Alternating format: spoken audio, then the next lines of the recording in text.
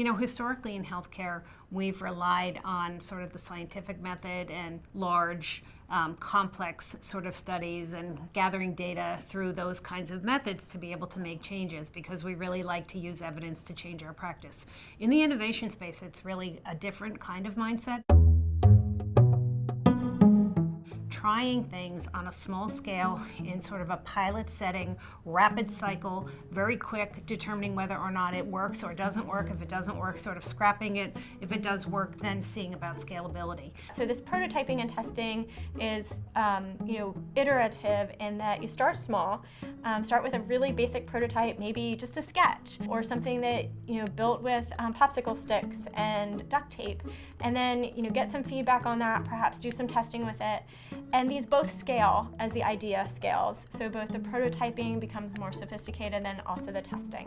What design thinking encourages us to do is to accelerate that process, to go, okay, we just had a meeting on how to improve the registration process for our clinic, and let's test it out right away. And we're super uncomfortable with that, because we don't want to tell someone what we're thinking unless we have spent weeks to months developing that solution.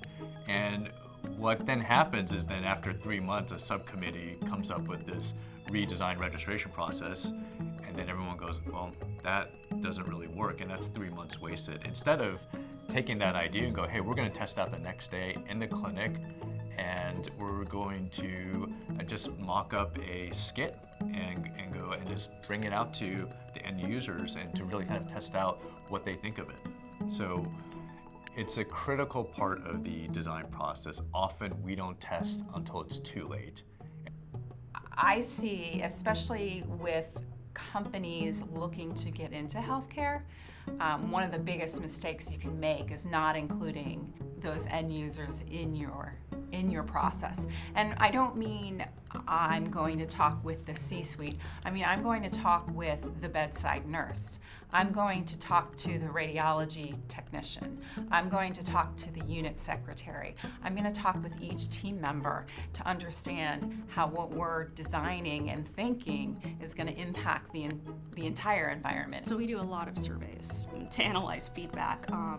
Whenever we do a class, whenever we start a new kind of procedure, we want to survey them to see what the experience was like. Were things explained to you, and do you feel that this has been beneficial to you? For example, I worked for a medical device company. Some of the greatest learnings were really around just usability and the fact that the machine was, it was a 12-pound machine. I don't know how I still remember that.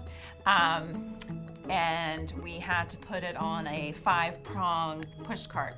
And when you would unplug it and go from room to room, it would cycle down, and you'd have to go to the next room, plug it in, and start it up again, and it would take 5 minutes to warm up, which no one has 5 minutes for a machine to warm up. So we actually put a battery pack on the bottom so that when you're moving from room to room, you wouldn't have to have that idle time. And really, those are things that you don't know or learn unless you're going in and working side by side with the clinician, with the patient, to understand, in reality, will this work? Having that feedback from the first iteration really drove our decisions about what features, what benefits do we want to continue with. Being open to the feedback to ultimately know that what you will produce as a result of the feedback will be better than the first iteration.